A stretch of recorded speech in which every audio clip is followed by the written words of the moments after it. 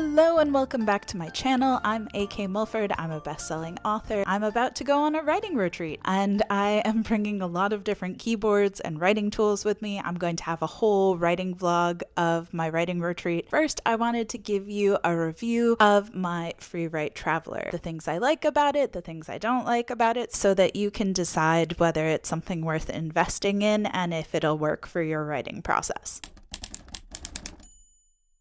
Okay, so first the things that I like about it. The first thing I like about this is how lightweight it is. I have a pretty small laptop, but this is by far much lighter weight, and it's small and compact, and it means that I can fit it into my bag and take it with me to the beach or just have it, in a purse. I can just bang out some words on this really easily, and it's not like carrying around a hefty backpack. This is super handy. The other thing I love about the Freewrite is that it is very easy to read outside. I love writing on my balcony. I love writing outdoors in cafes. I like going to the beach and writing, but with a laptop screen, it's really hard to see. And so it's hard for me to read the words, and there's the glare and it hurts my eyes. What's great about the Freewrite is it has an e-ink screen, kind of like a Kindle screen. Super easy to read, so if you're writing outdoors, that's quite good. I also find the Freewrite is very good for my drafting brain. It helps me get out of editor mode because they intentionally make it kind of hard to go back and edit the words that came before. You can only see a few lines of writing at a time, so it means that you just kind of have to keep going, or at least I do. You can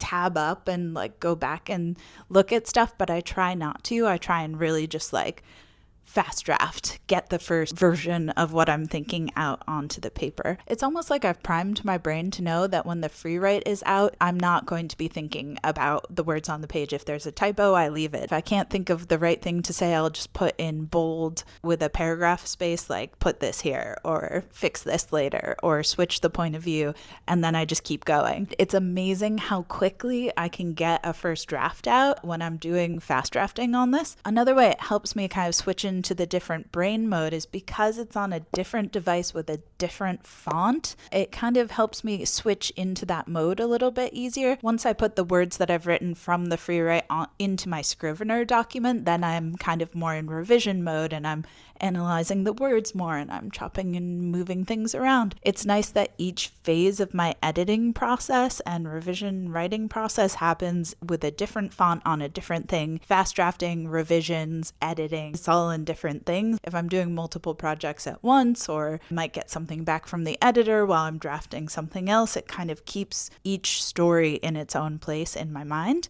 and I find that really helpful. So yeah, really great tool, especially I think for neurospicy people, to get out of your head and let go of that kind of inner critical editorial mindset. And the last thing I like about the Freewrite is how long the battery lasts. This thing, I don't think I've ever had the battery run out because I always just kind of charge it before it needs it. I'm about to go away for a week and I'm not bringing a charger for it, although my laptop charger would charge it too, so you can just grab it and go and not think about if you've charged it. Sometimes when I take my laptop places, I'll forget to bring the charger for the laptop, and all of a sudden if I'm writing for 6 to 8 hours, all of a sudden I'm worried that my battery is going to die and won't be able to make it through the writing session. So with the Freewrite, I know that I'll always have battery. Okay, so those are the things I really like about the Freewrite. What things don't I like so much? It is quite pricey. It's definitely like a writing tool investment, and I find that of my friends who have one, half of them end up using it all the time and loving it, and half of them it ends up in a drawer somewhere collecting dust and they never pick it up again. I was actually really hesitant to buy a Freewrite because I have ADHD and I tend to hyper-focus on something and think it's going to be the solution to all of my problems, and then it turns out that I abandon it 2 weeks later because it just didn't do what I wanted it to do for me, or it was a shiny object and then I was over it. So I knew that it could go either way with this. I'm very, very happy to say it is still something I use to fast draft pretty much all of my novels, but it is a big purchase for a lot of writers who might not like it and never use it again. But one of the good things about having some authors who it just doesn't gel with is that they resell it for less than they bought it for. So There are free writes you can buy secondhand if you want to try one, or if you have a writing buddy, give theirs a go. Another thing that I think a lot of people don't like about the Freewrite so much is the postbox systems. This will automatically upload and connect to a thing called Postbox, kind of like a cloud. I find it doesn't always automatically connect, and I have to click the Wi-Fi button again and try and resync it. It's saved on the physical Freewrite as well, so you will get it even if it doesn't sync up right away. Sometimes it can just be a little bit clunky to connect the words from the Freewrite onto the thing, and then from there I'll copy and paste it into my Scrivener. It would be great if it just appeared in the Scrivener document I wanted it to appear in. Maybe there's a way to do that now, I'm not sure. I've just been doing it that way. It's not a huge hassle.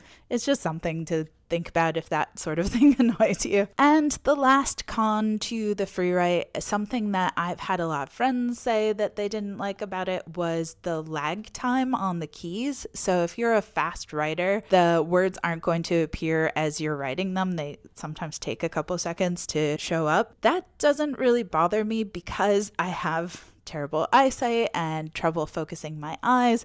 I don't look at the screen when I'm writing a lot of the time. I'm looking off other places and then just occasionally looking at the screen. I don't notice the lag because I'm not looking at the screen, but I realize that is not how most people write. In fact, my optometrist who finally diagnosed my vision problems was like, I can't believe you're an author. Of all jobs, that's the worst job to have because your eyes don't process words properly and you must be like having such a hard time doing this. And I was like, I don't look at the screen when I write. And she's like, well, that's probably why you're able to still write books. But that means for me, the lag isn't a problem. You know, a lot of people don't like that so much.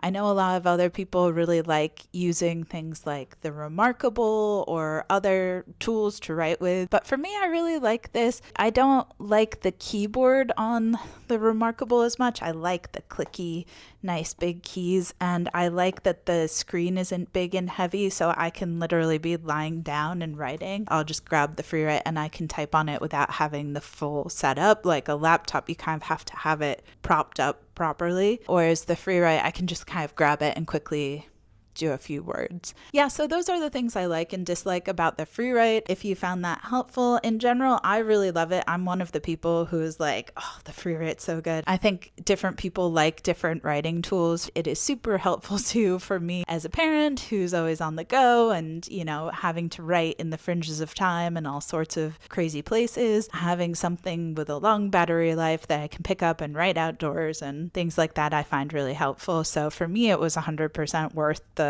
cost of it, and it's something that I take with me everywhere. I am definitely a big fan. I'm glad I ended up getting it. And yeah, hopefully this review was helpful, and yeah, happy writing, friends.